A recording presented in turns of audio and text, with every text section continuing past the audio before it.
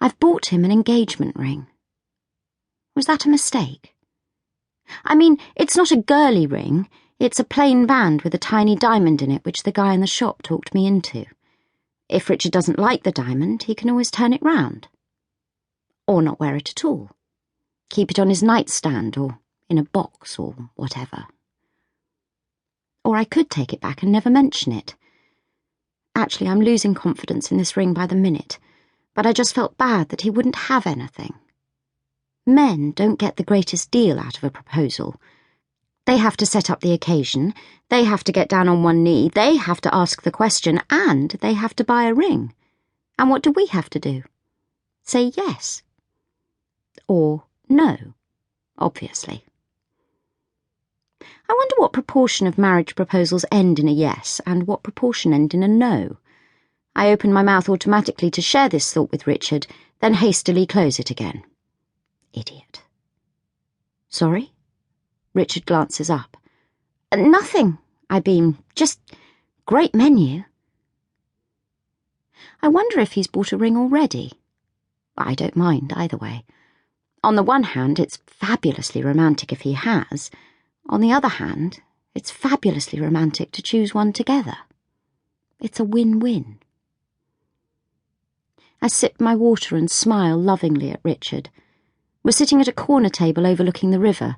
It's a new restaurant on the Strand, just up from the Savoy. All black and white marble and vintage chandeliers and button-back chairs in pale grey. It's elegant, but not showy.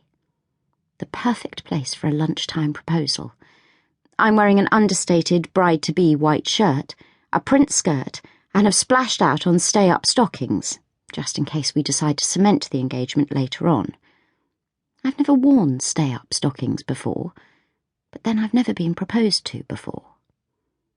Oh, maybe he's booked a room at the Savoy.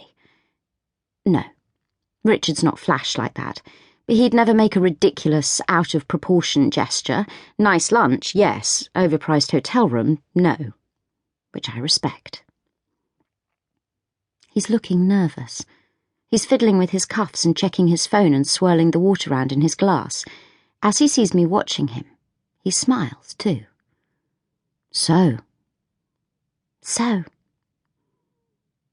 It's as though we're speaking in code, skirting around the real issue. I fiddle with my napkin and adjust my chair. This waiting is unbearable. Why doesn't he get it over with? No, I don't mean get it over with. Of course I don't. It's not a vaccination. It's... Well, what is it?